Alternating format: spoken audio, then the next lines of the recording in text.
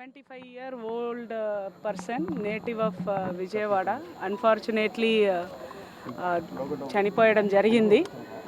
So వాళ్ళ డాక్టర్కి కూడా ఇన్ఫర్మేషన్ ఇచ్చాము. డాక్టర్ కూడా స్టేషన్కి వచ్చి ఉన్నారు.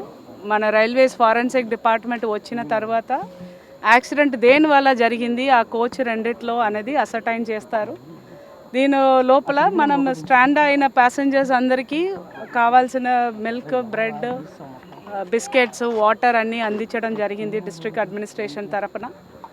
వాళ్ళ ఆ 2 కోచ్ మాత్రం ఇక్కడే ఉంచేసి మిగిలిన కోచ్ అన్నిట్లో కనెక్ట్ చేసి వాళ్ళు టాటా నగర్కి ఇప్పుడే ఎర్నాకుళంకి ఇప్పుడే బయలుదేరారు.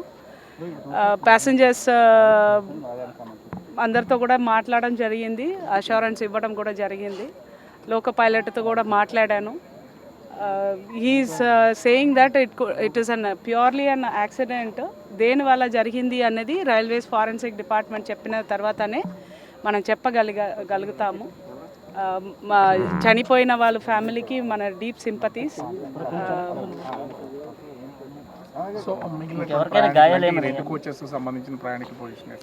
వాళ్ళు 143 మంది 2 కోచెస్ సంబంధించిన వాళ్ళందరినీ 4 బస్సులో ఇక్కడే కమర్షియల్ వింగే అరేంజ్ చేసి వాళ్ళని సామల్కోట స్టేషన్ తీసుకెళ్లారు. అక్కడ నుంచి కనెక్టింగ్ ట్రైన్ పెట్టేసి వాళ్ళ డెస్టినేషన్కి తీసుకెళ్ళిపోతారు.